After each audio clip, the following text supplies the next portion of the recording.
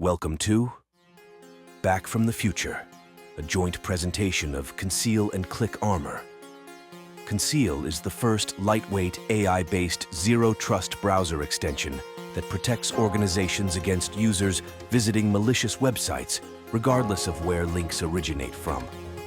And Click Armor is the fully interactive cybersecurity training platform that uses tailorable gamified content to build employee knowledge retention and readiness to face real-world attacks. Hello, and welcome to Back from the Future. What if you could turn back the clock on a security breach and figure out what might have actually prevented it? After you get past the attention-grabbing headlines that we see, and sometimes we're just left in shock, thinking, things are just going down the tubes, right? But today we're going to look at a few recent security breaches and dig into them in a way that we don't often see done. We're going to look at the published information about them, discuss how they may have happened, and what might have been done to prevent them.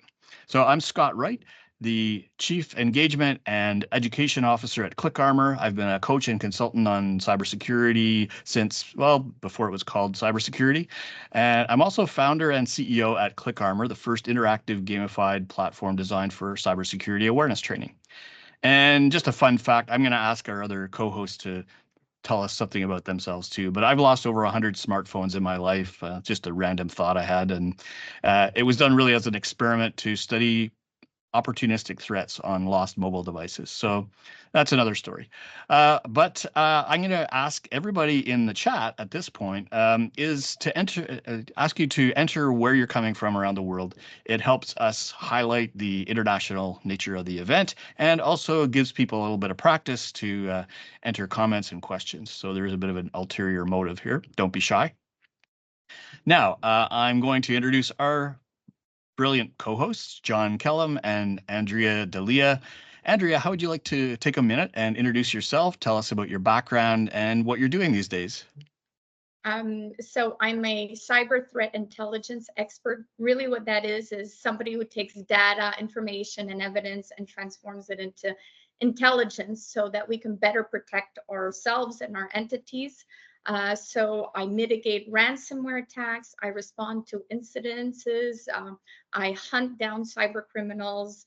I also do intrusion analysis. So when there is a breach, I investigate, I try to find the initial access, and I map out the exploit in order to expose fraud schemes, technical exploits, different types of cyber crimes, so we can better build resilient networks. I help IT rebuild networks that are more resilient. I also help with risk and compliance as well as legal litigation. Wow, that's pretty powerful. And so you're licensed. Are you licensed to kill? Yes, almost. It's with the press of a button. Yes. All right. So basically, I like to expose cyber criminals and hopefully disrupt their operations. So I'm not very well liked. Yeah, that's awesome. And we have John Kellum from Conceal. John, would you like to tell us about yourself? Yeah, good morning, Scott. Hey, my name is John Kellum. I am a 20-year retired U.S. Army cyber officer, coming out of the special operations community for the majority of my career. My background focused on OSINT, open source intelligence, publicly available information, digital force protection, and network penetration for that community. I've been in the civilian sector for about 2 years now, and I am the Senior Director of Solutions Engineering for Conceal. The way I've always liked to explain it is the middleman between customers and engineers, taking the requirements and actually translating between the two, since they sometimes don't always talk the best. That's awesome. Thanks so much for that, John. And I'm going to take a moment to go back to our chat and see who's here. So we have Matt from Thornton, Colorado. Thanks for joining, Matt. Femi from Ottawa. Todd Williams from Mansfield, Texas. Awesome. Ishmael from Brampton, Ontario. A lot of Canadian representation. Ryan from Aurelia, Canada. Amir from Toronto. And Fouzi from Tampa. That's awesome. And it looks like more coming in too. So excellent. I'm going to share my screen again and get back to our regularly scheduled presentation here. And just let me know if you guys can see this. There we are. All good? All right. So we've done our introductions. Thanks very much, folks, for sharing where your expertise is here. What I'm going to do is just give a bit of context to start with. And when we look at any security breach, we know there's a cause. Sometimes it's not published very well in the news stories, but I like to look for, enough information in some of these breaches that we can actually analyze things like, what was the impact or what assets were affected, things like what threats were involved, how did the attack actually come in, and what were the vulnerabilities that were exploited. So we tried to pick some stories where we can identify and talk about some of these things. So one of the things that we'll be looking at are the gaps. I'd like you to sort of think about whether there may have been gaps in technology or gaps in procedures or human decisions in these stories. And this is because when we step back at the end and we look at it, it'll probably give us some insights, maybe some common vulnerabilities that we can look at. So with that, let's have a look at our first case study. I'll start just by going through the details, but I want to ask John and Andrea, first of all, to comment on, the actual story itself without getting into too many of the causes and solutions until we look at the next slide when we go back in time. So in this case, United Health ransomware, very recent breach that was announced. It was a ransomware incident that cost initially already $872 million and is actually expected to reach $1.6 billion in losses. So really interesting story. We have a QR code here that just points to the news article that you can go and have a look there. And so one of the things that we know about it was that there was a ransom demand of about $22 million in Bitcoin, I believe. And there's evidence that it was probably paid. Somebody looked at the blockchain to say, you know what, this thing actually was paid by them, and they didn't have to announce that for that to be discovered, I guess.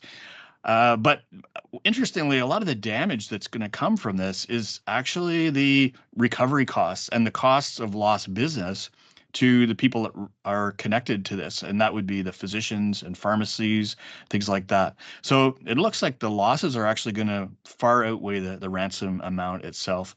So one thing we do know, as far as what's been published, is that it was caused by a stolen password of an employee of a subsidiary of the main United Health group. So in terms of the story, what kinds of things can you, John, or Andrea, comment on in terms of how common these kinds of attacks are? Unfortunately, when we deal with multiple endpoints and multiple subsidiaries, everybody gets impacted. So in this case in particular, over 100 pharmacies and different, care providers have been impacted. So it really is a tidal wave of damage and disruption. So unfortunately, if you're dealing with third-party vendors or affiliates, that's what's going to happen is everybody gets impacted. Mm-hmm. John, any thoughts? Yeah, I just like to say, we always know that our users are our biggest weakness to our threats, right? All it takes is one. And I think this example just goes to show that it wasn't exactly by United Healthcare. It was a subsidiary that got breached, but our networks are tied together. And, one vector can lead to a spider web of breaches.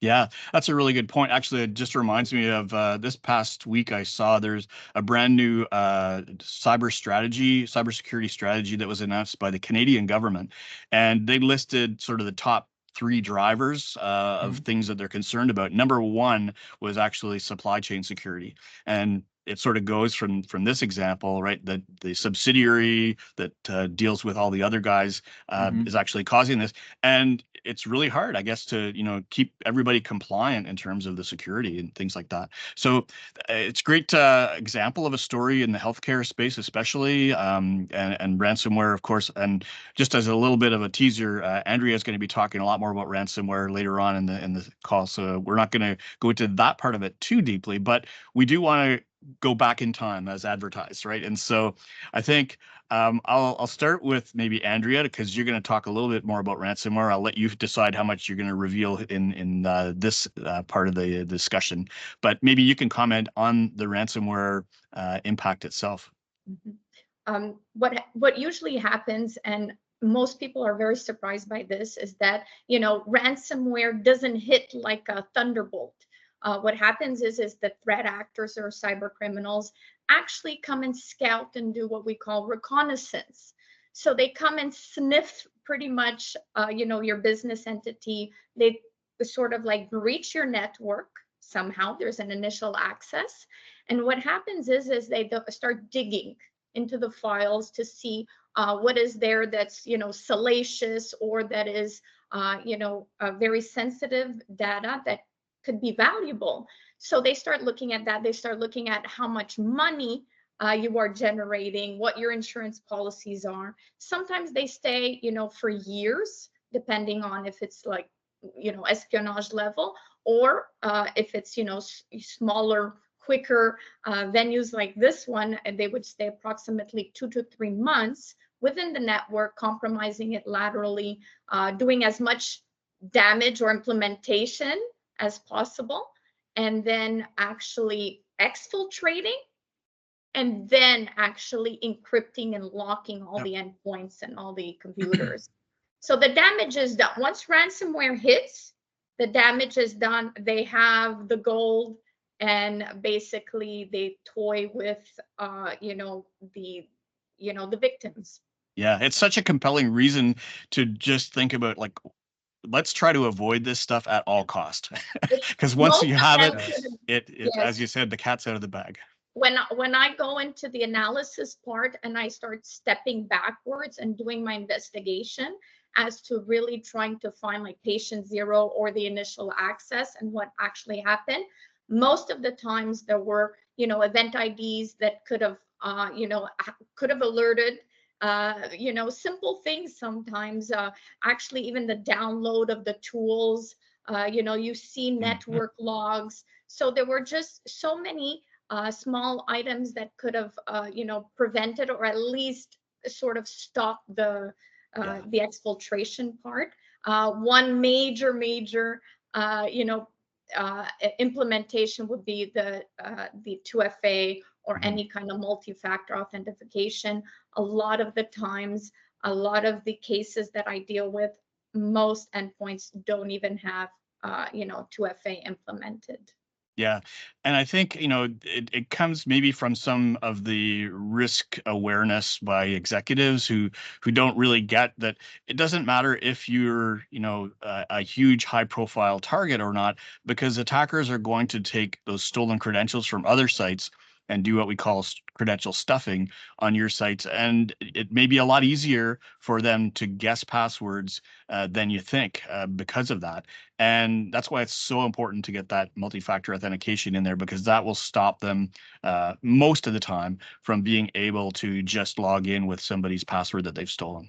Yes, and cyber criminals have all the tools in the world to actually just automate that process of running certain libraries against the password, different like libraries that have been taken from breaches.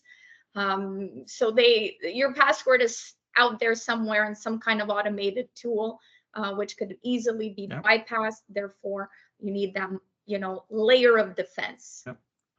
I just want to hit with the MFA. I absolutely agree with you. One of the things I like to say is the threat actor only has to be right once. We have to be right every time to stop them from getting in. We have no idea most of the times how long they've been in. Just like Andria said, they spend a lot of time traversing your network, leaving persistence before they actually kick over the bit that goes live when you actually do see the ransomware happen. Yeah, for sure. How about the technology? You know, let's say we get to the point where an employee has received a phishing message and has clicked on something that is trying to get them to go to a site where, you know, it's got malware that they're going to try and put in a keylogger or something to actually steal credentials. So what do you have to say, John, about the technology that's available there? So there are lots of tools out there that will allow that to happen. I'd be remiss if I didn't mention what we do. Yeah, for right? sure. So we do intervene on sites immediately. We want to look at the heuristics of the page as it's happening in real time. So when we look at the metadata, the redirects, the domain authority, the DOM, all the heuristics of that page, and we want to step in if something just doesn't seem quite right. So we operate more on the premise of, if we can't guarantee it's good, we want to step in and we want to break that right away. But we need to make sure that our users are aware. If they click something that leads them somewhere that potentially doesn't act the way they thought it was going to act, they need to report that right away. Right. And that's why I love so much, you know, products like Conceal Browse, just because it takes away from the thinking, you know, people are humans. I mean, we're all stressed. We're all in a rush. We all have kids to pick up. We all have a job to do. We, you know, are often under the gun. So it takes a lot to just often, like, you know, be alert. And cyber criminals have become so sophisticated and now have leveraged, you know, artificial intelligence that, you know, back a year ago or 2 years ago, we were able to identify an email with, you know, spelling mistakes. But now, thanks to artificial intelligence, we cannot decipher. A regular person cannot decipher. Even an expert cannot decipher. This is why it's great to implement tools that will protect, you know, users. Yeah, and having multiple layers of tools obviously helps a lot too, because we know for years there have been email content filtering gateways, you know, that look for things that look dangerous, but they're not always 100% effective. And so once something gets in and people have clicked on something, you still have an opportunity to intercept where they're going and what they're potentially accessing.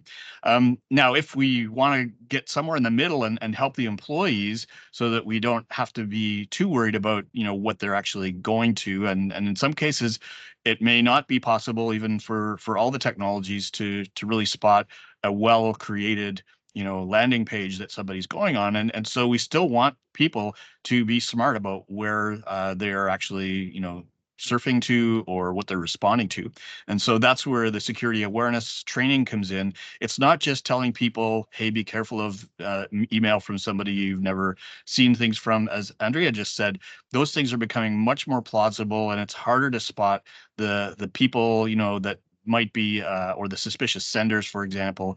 And so what they're doing a lot of times is playing on people's emotions with a new sort of scenario that they hadn't thought of but is plausible. And so what we can do with security awareness training is we can actually help people recognize what a suspicious sender looks like before they actually have to face that. And it's much more valuable for them to realize, you know, okay, what's in a safe email address, domain, or a, you know, how do I know whether something is potentially suspicious there?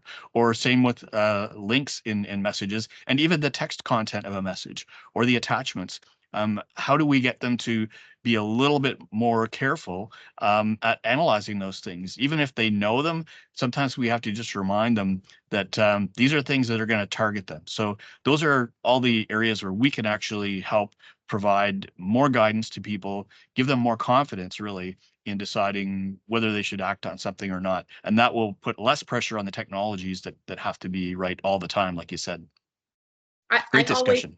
I always say knowledge is power. And the more people know and are aware that this is going on, and different schemes and different, you know, ways that cyber criminals are sort of luring unsuspecting victims, the better it is.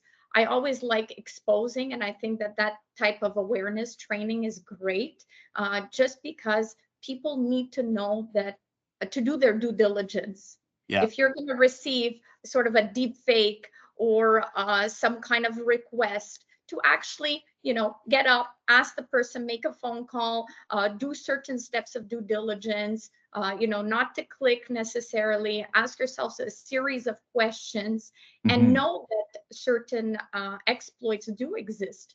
And Yeah. certain tools do compromise your, work environment or your home environment. So the more they are aware that these Yeah. schemes exist, the better it is. Yeah, for sure. And I know I've seen, we all kind of feel, well, the gift card scams are just like everywhere now. There's probably nobody on the call who hasn't seen or heard somebody who's had a gift card scam on them. But I still come across people who had never heard of them. And so it's important to let people know what the scenario looks like. What are the triggers that you should watch for? Is somebody trying to play on your emotions, and try and get you to do something quickly, or they're invoking fear, or even just giving you something that sounds too good to be true, playing on your greed. So all those things can be kind of taught to people by putting them in a situation, and letting them experience it in a safe way before they actually have to face it in the real world. So there you have it with our first case. Basically, if multi-factor authentication had been in place, if we had some kind of browser policy enforcement in place to prevent people from going, places that are, considered to be in the gray area or not allowed at all, and if employees have been able to spot and avoid the phishing emails in this incident, it probably could have been prevented. So I'm going to say case closed, but if anybody has any comments they want to add in the chat about this case, we'll try and check and come back later on. So I'm going to have a look at the second case study, which is involving the U.S. Federal Communication Commission, FCC. Some of their employees were targeted in a spear phishing attack, which was really interesting because it actually lured them to what looked like the login page for the FCC's Okta service, which is a very popular identity management service used for single sign-on and other kinds of advanced credential authentication. And what they had done was they created a domain called fcc-okta.com, and that was the URL that showed up when people were, looking at links to say, is this good or not? And it was close enough, that it fooled, 100 or more people. But it was actually a credential harvesting site where it was gathering information. What's really unique maybe about this one at this point is it was a very sophisticated, very well replicated, page that they were being put to, and the attack itself involved a combination of phishing, social media, or sorry, SMS, which is short message service, text messages, and voice messages. So a very elaborate kind of well put together scam that it lured these people to this single sign-on page. And so, as I said, about 100 people provided credentials here. Any thoughts on, generally, first of all, before we go to the causes, the impacts and frequency of these kinds of attacks? Nobody is spared. That's what I say. Nobody is spared, unfortunately. And cyber criminals are this is their full-time job. So they are constantly analyzing and studying their targets and really crafting intelligent exploits. And people are, unfortunately fall victim. And rightfully so. It's very hard to sort of decipher a fake login page versus a real login page, especially when AI is leveraged in crafting these pages. So again, we need to actually put in really great tools.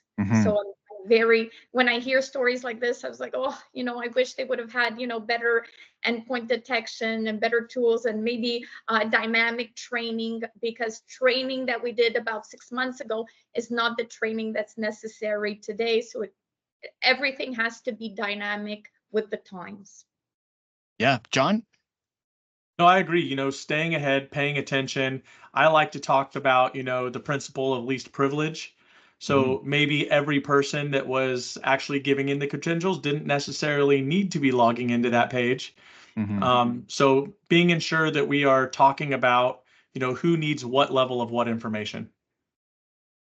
Yeah, I think it's another example, sort of as we talked about, how advanced the AI tools are becoming, where very relevant content is being targeted to people. Some research has been done on the organization and the people, maybe even in specific roles, and so the delivery mechanisms and the landing pages look so real. That's something that I think is contributing a lot to the cause.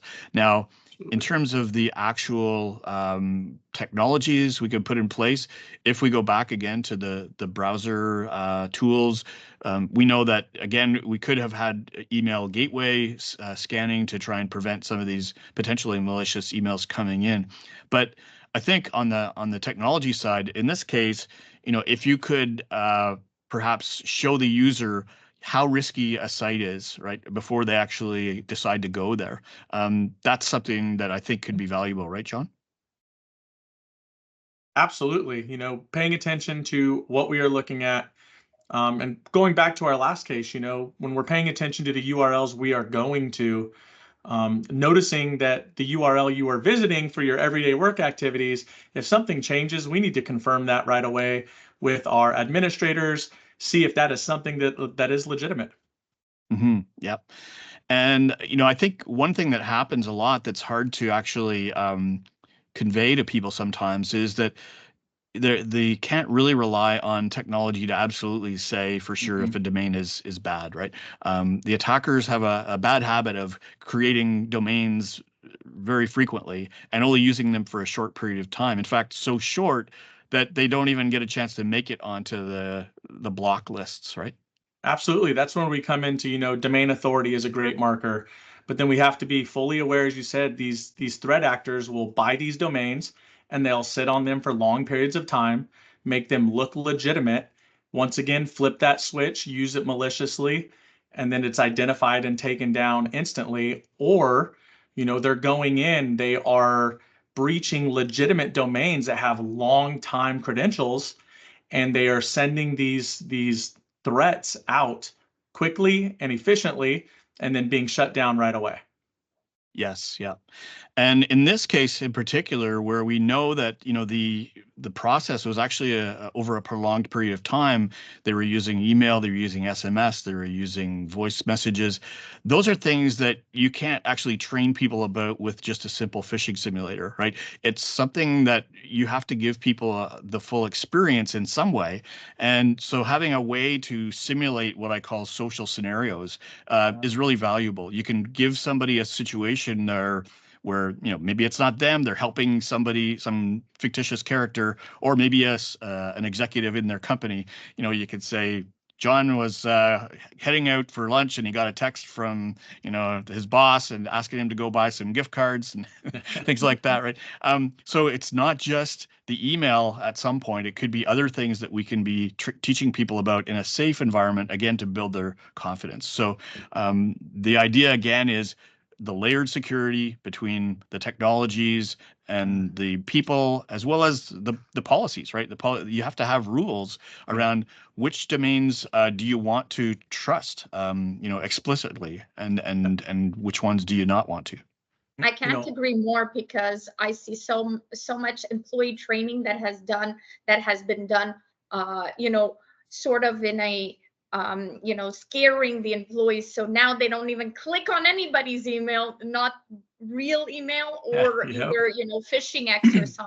So that's why I think it's so important to have, scenarios and have a certain analysis so that they develop like a certain way of thinking around maybe a compromise or fraud scheme, instead of just saying I'm not going to click on anything, not even the legitimate work emails. So I've seen that done many times, that nobody just clicks.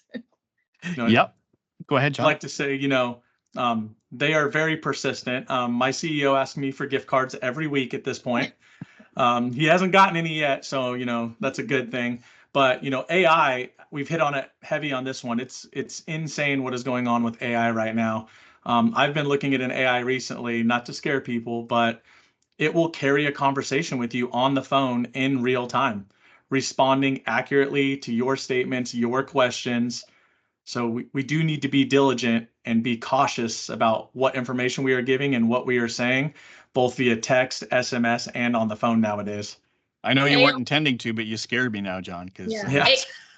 AI will sound like your boss, Yep. will sound like your brother-in-law, and will sound like your grandson. That's how sophisticated AI has been. yeah, I mean, and just sort of on a general commentary here, I'm a member, or I'm a co-host of a podcast, and we talk about this stuff quite often, especially when it makes the news. And we've had debates about whether AI is overall going to be good or bad. And my fear is that it's going to get to a point, as you're describing almost, where you are not going to be able to know whether to trust a certain communication channel unless you're speaking to somebody face to face in a very strongly authenticated channel. Well, that's exciting. Yeah. All right. So our third case, I'm going to let Andrea take the floor here and describe Tennis Canada's cyber incident and see what we can learn from that. Well, our beloved sports organization was hit with the Akira ransomware. So, in this case, there was 2 head offices, one in Montreal, one in Toronto, with 350 endpoints, black screen, locked up thanks to the Akira ransomware, and with a very scary message on each screen to start negotiating with threat actors.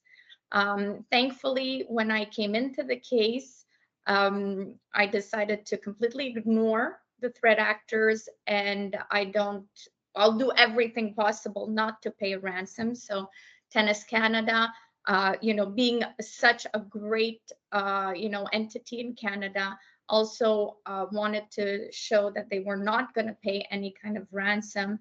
However, of course, there were certain dark web sites that had, leaked information. Of course, when I came into the file, the threat actors had already been in the system exfiltrating. So unfortunately, there was some information on the dark web. However, we cannot trust the dark web. Even if we do go get files and information, they are rigged with malware. I mean, we're constantly dealing with cyber criminals, so I tend to just completely ignore them as much as I can and not give them that sort of a claim to fame that they like.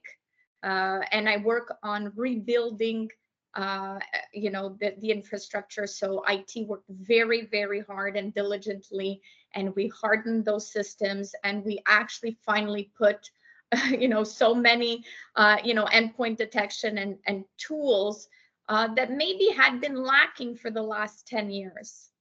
Wow. So that's the sad story about ransomware attacks. They are hitting, our, beloved corporations. We know how hard, small businesses work. So when they get hit with this, then they deploy the budgets and everybody panics.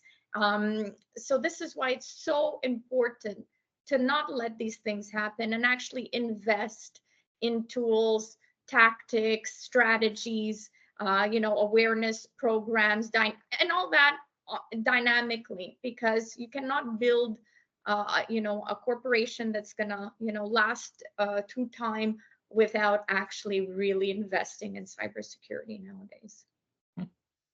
Yeah. Any thoughts on that, John? One of the things I like to say when it comes to stuff like this is we know data storage is expensive, but this is a prime example of why you must always have your backups somewhere off-site and hopefully not connected anywhere so that it cannot be accessed. If they get access and they lock your data, you need to have that backup. One, because data backup is cheaper than paying a ransom. In some countries, it might actually be illegal to pay that ransom, right? But then how do we know that that threat actor is going to honor their deal by unlocking your data? Or that as soon as they do unlock it, they didn't leave persistence and then they come back and lock it again in a month or 2. Yeah. Never trust cyber criminals. And that's what we're seeing more and more is the double extortion. Yep. We're dealing with cyber criminals. Every story that we mentioned, none of the cyber criminals were to be trusted. None of them did what they were supposed to. it's the wild, wild west. So we really have to be mindful of that, that even when you pay a ransom, it's sometimes money just thrown out the window, that we better keep that money and put it into our infrastructure. We are trusting that threat actor who didn't have good ethics in the first place to make a good ethical decision going forward. Yeah, and once they've actually caused the initial incident, you know, and you've got the first extortion, you've got the double extortion, and at some point they're just going to keep coming back to you if you don't pay, because I've heard cases where they actually sift through the data they've stolen and go to the customers of the victim and start extorting them. So triple extortion. And it's just another one of those things where you say, we got to do what we can to avoid this stuff, you know, from getting a foothold. Most data that is exfiltrated is leaked regardless of payment. Yes. Yeah. They do not destroy. They don't do anything that they promise. They take your money and run. And unfortunately, you know, all the data is exposed on the dark web. That's why it's so important to put preventative measures. Yeah. Yeah, so well said. Thanks very much, Andrea. So we're getting close to the end. I'm just going to see where we are here. And oops, I lost my screen. There we go. We're going to look at the takeaways right now and say, what are the things that, you know, we find that may be common here that we've been talking about? It's telling that a lot of the breaches actually involve browser-based actions at some point, right? I think a lot of attacks are, you know, potentially we could break a lot of the attacks by stopping them somewhere in the browser. And so that's something that we saw, you know, a couple of times in our examples. And John, any final thoughts on that aspect? Yeah, the goal is to stay ahead. So, you know, Conceal, we use our browser extension to break that connection when a threat initially happens, right? We want to open that in a containerized environment. So if there is any malicious intent, it's executed in a container, therefore no risk to the endpoint and no risk to the actual network. And we are training our AI right now to stay ahead of the identification of code, not just threats that are currently out there. Many organizations can protect from that. We're training ours to stay ahead and identify trends and identify pathways going forward to protect at that browser. Yeah. All right. And the other takeaways, I think, you know, the idea that we need to proactively look at threat scenarios more frequently and more deeply because they're constantly evolving, and we need to keep our policies up to date, and we have to have the right balance of the people, the processes, and the technologies. We see this in every one of these cases, right? There are elements or of the kill chain, we call it, where it could have been broken by any of those elements. And then finally, there's always a need to make sure that people are able to spot the threats and make safe decisions. And that's hard because when we're trying to train people, they actually are usually more interested in doing something else. To be honest, you know, people have any excuse you can think of. You know, it's too vague. I don't have time. I've done this before. It's all boring, etc. Right? And so to engage people in security awareness training is really hard. And so that's one of the reasons why the attackers are so successful so often is people haven't really had a chance to absorb, retain, and practice these skills. So those are the things that we think will also help when it comes to breaking those chains. All right. So let's wrap things up. Please enter in the chat, you know, what you thought of these cases, whether it's the impacts or our analysis of what was causing things that you might have seen, and any comments that you have about the particular incidents would be really appreciated. And at the end, we'll provide some contact information if you actually want to reach out to us directly with comments or questions. That's fair too. So as a thank you for you attending this session, we wanted to let you know about a special offer that we've put together. It's an amazing combination of technology and training that will help your team address virtually all of the issues that we talked about today in some way at a really attractive price. We have bundles for 25 users and 150 users. So small, medium-sized businesses will get great value out of these. A combination of gamified training from Click Armor and the Conceal Browse plugin for securing employees' online activities. So feel free to reach out and ask us for a quote. We'll get back to you really quickly, I'm sure. So one last thing that I wanted to just share as a bit of a surprise is Click Armor is actually going to be running a 5-day Cyber Night Challenge the week of the 17th. It's going to be fun. It's a way for you to compete for prizes and glory, of course, because it is gamified. But you'll also get a chance to experience what it's like to have gamified security awareness training that really engages people. So it's a fun way to just sort of join a group of people who are going to compete and learn a bit more and maybe raise awareness about how fun this can be and how engaging it can be. So if you want to fill in the registration form here on the QR code, we'll send you the details so you can join us on the 17th. So, we had a comment from Maurice. He gets attacked 3 to 5 times a week as an MSP or an MSSP. That's amazing.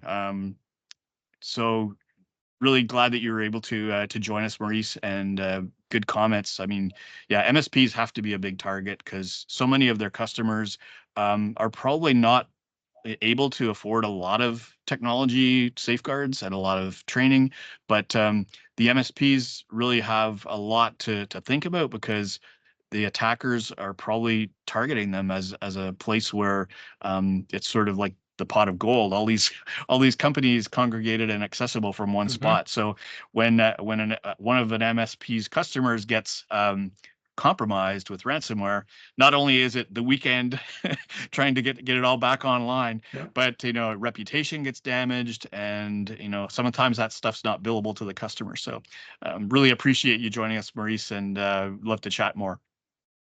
All right, so just to wrap things up, final contact information. If anybody wants to discuss more, we can definitely have a call.